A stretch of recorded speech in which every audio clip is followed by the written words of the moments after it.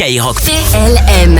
Et on commence cette semaine avec le point sur les opérations des armées en Afrique et au Moyen-Orient.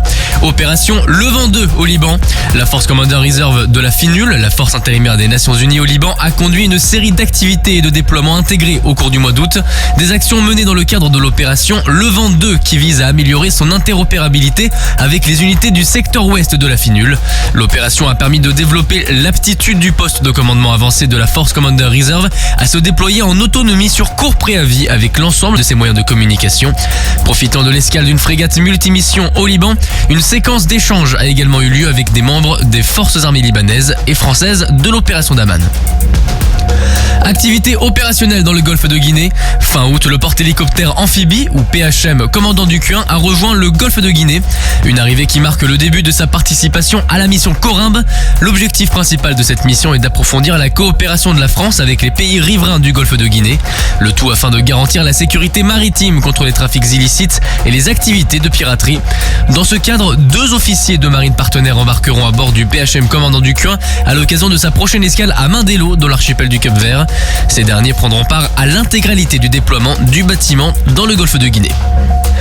Partenariat militaire opérationnel avec le Mozambique. Du 5 au 23 août, 12 militaires des forces armées en zone sud de l'océan Indien se sont rendus au Mozambique. Là-bas, ils ont mené ce PMO, un partenariat militaire opérationnel, auprès des forces armées mozambicaines. Au programme, entraînement conjoint et exercice opérationnel. Ces échanges conduits 2 fois par an depuis 2022 visent à former les forces armées mozambicaines à la lutte contre le terrorisme qui sévit dans la région de Cabo Delgado, dans le nord du pays. Coopération opérationnelle à Djibouti. La France poursuit son engagement aux côtés des forces armées de la République de Djibouti. Fin août, les Mirage 2005 des forces françaises stationnées à Djibouti ont ainsi effectué 10 sorties aériennes.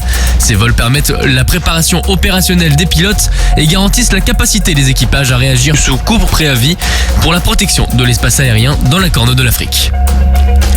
Et en Irak, les forces armées françaises forment les bataillons du désert. Les armées irakiennes et françaises poursuivent leur partenariat opérationnel dans le pays du Moyen-Orient.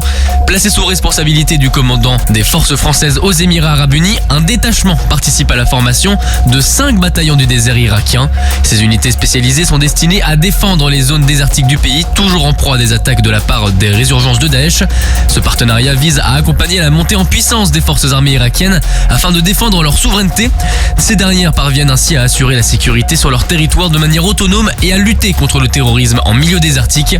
Les Rafales de la base aérienne projetée au Levant ont eux poursuivi leur participation au sein de la coalition. Ils ont effectué 20 sorties aériennes pour un total de 89 heures de vol.